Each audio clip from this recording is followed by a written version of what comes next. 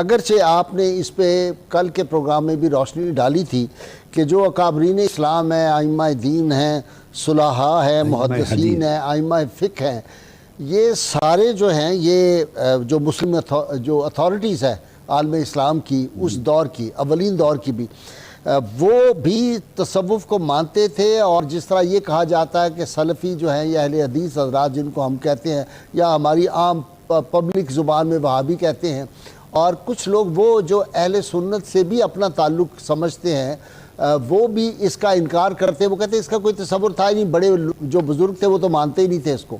اس حوالے سے ذرا آپ فرما دیں.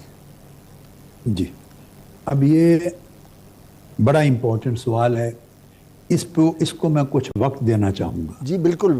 جو کچھ میں نے کل بیان کیا وہ ایک الگ مواد تھا. ٹھیک.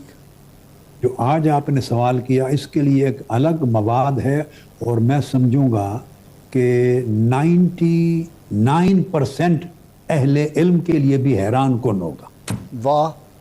یہ چیز توجہ طلب ہے. ٹھیک. اور تصوف کی حقانیت و صداقت کی اتنی بڑی دلیل ہے آپ کے سوال کے جواب میں جو میں عرض کر رہا ہوں کہ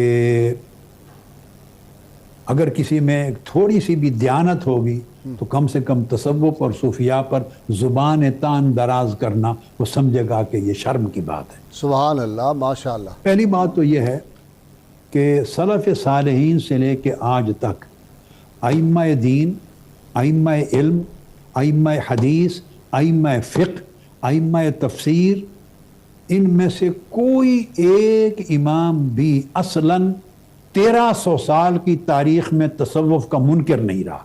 یہ میں دعوے سے کہہ رہا ہوں. یہ بہت بڑا دعویٰ کر رہے ہیں آپ. اس لیے میں چونکہ اپنی زبان سے ایک بات کہہ رہا ہوں، اگر کسی کو اختلاف ہو تو دلیل میرے سامنے پیش کر دیں. ٹھیک ہے. میں 1300 سال کی ہسٹری کے لیے کہہ رہا ہوں ٹھیک. کہ ائمہ دین میں کوئی بڑی ہستی جن کا نام معتمد اور معتبر ہے، ٹھیک، علم حدیث میں، علم فقہ میں، علم دین میں، ان میں کوئی ایک شخص یا کوئی ایک چھوٹا سا طبقہ اصلاً تصوف اور صوفیاء کا منکر رہا ہی نہیں ہے. یہ فتنہ انکار تصوف کا صرف اس آخری زمانے میں پیدا ہوا بسبب جہالت یا بسبب غباوت و ضلالت، حسد. اب